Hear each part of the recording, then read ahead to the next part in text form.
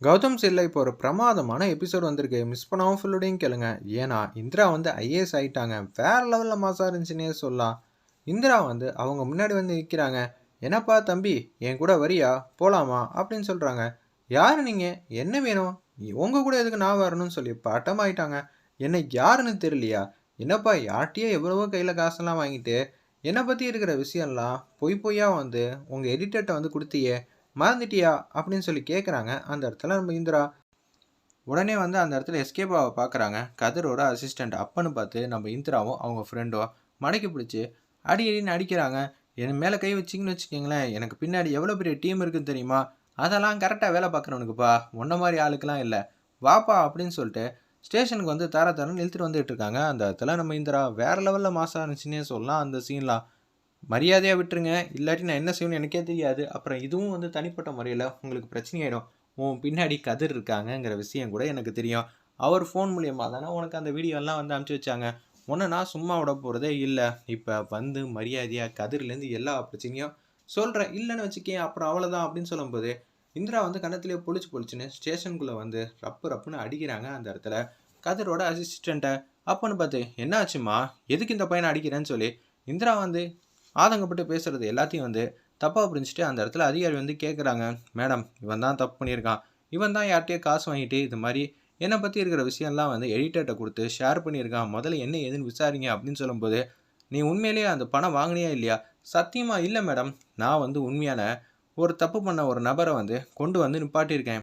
இவனை பிடிச்சி அடித்து விசாரிச்சிங்கன்னா எல்லா உண்மையும் வெளியில் வந்துடும் மேடம். தயவு செஞ்சு அப்படின்னு சொல்லும்போது குச்சியை எடுத்துக்கிட்டாங்க. சும்மா உரி உரின்னு உரிக்கிறாங்க அந்த ஒரு நபரை.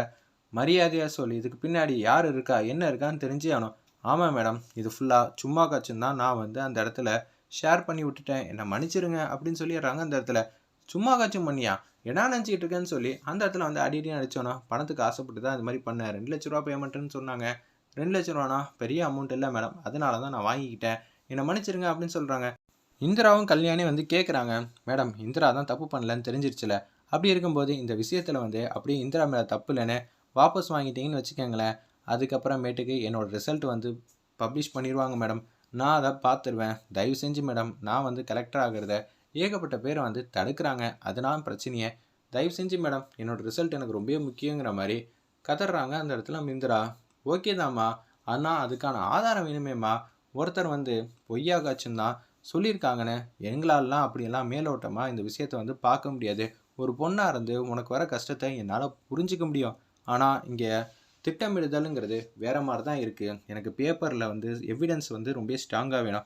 அப்படி இருந்தால் தான் என்னால் எதுவாக இருந்தாலும் பண்ண முடியும்னு சொன்னோன்னே, கௌதம் வந்து வீட்டில் வந்து சும்மா இல்லாமல் அவங்களும் வந்து இதுக்கான இன்வெஸ்டிகேஷன்லாம் வந்து ஆரம்பிச்சிட்டாங்க. எப்படி இருந்தாலும் இந்திரா வந்து அங்கே யார்கிட்ட வந்து வீடியோ வந்து அமுச்சு வச்சாங்கன்னு சொல்லி தான் பயனுப்பா. அதுக்கு அடுத்தது வந்து நம்ம என்ன பண்ணலான்னு சொல்லி இன்னொரு ஆளை வந்து இழுத்துட்டு வராங்க. மேடம், நீங்கள் எதுக்கும் கவலைப்படாதீங்க. இந்த ஒரு நபர் தான் அது. இந்த பிரகாசங்கிறவர் தானே வந்து புகார் கொடுத்தாரு. இவரையும் வந்து அடித்து விசாரிச்சுட்டு வந்தேன். மரியாதையாக வந்து சொல்லுங்க அப்படின்னு சொல்கிறாங்க. அப்படியெல்லாம் ஒன்றும் இல்லைன்னு சொல்லி பொய் சொல்கிறாங்க அந்த இடத்துல அந்த ஒரு நபர். அவன் உண்மையை ஒத்துக்கிட்டான். இது பின்னாடி இருக்கிற யார் என்ன ஏதுன்னு. நீ மட்டும் இப்போ உண்மையை சொல்லுன்னு வச்சுக்கேன், அப்புறம் அவ்வளோதான். இவனெல்லாம் சும்மா விடாதீங்க மேடம் சொல்லி அந்த குச்சியை வந்து வாங்கிட்டு கௌதம் வந்து உரி உரின்னு உரிக்கிறாங்க. எத்தனை பேர்டா கிளம்பியிருக்கீங்க? என் பொண்டாட்டிக்கு வந்து பிரச்சனை பண்ணணும் பிரச்சனை பண்ணணும்னு கங்கணம் கட்டிட்டு அலையிறீங்களா? உங்களை சும்மா விட மாட்டேன். யார் சொல்லி இது மாதிரி பண்ணேன்? கதிர் சொல்லி தான் இது மாதிரி பண்ணேன். என்னை மன்னிச்சிருங்க. எனக்கு வேற வழியே தெரில அப்படின்னு சொல்லிடுறாங்க. அந்த ஒரு நபர் வந்து அப்படியே வந்து கரெக்டாக வந்து சொல்லிடுறாங்க. எல்லாரோட பற்றி உண்மையும் வந்து முகத்திரையும் கிளிக்க ஆரம்பிச்சிடுறாங்க. உங்கள் வீட்டிலேயே பிரச்சனை வச்சுட்டு வீடு ஃபுல்லாக வந்து தேடிட்டு இருந்தீங்கன்னா எங்களுக்கு என்ன வேற வேலை வெட்டி இல்லைன்னு நினச்சிங்களான்னு சொல்லி அந்த அதிகாரி வந்து கண்ணா அப்படின்னு திட்டுறாங்க. இது வீட்டுக்குள்ளே இருக்கிற மனஸ்தாபம் எங்கே வந்து நிற்கிது பார்த்தீங்களா அப்படின்னு சொல்லி அங்கே இருக்கிறவங்களாம் புரிஞ்சுக்கிறாங்க.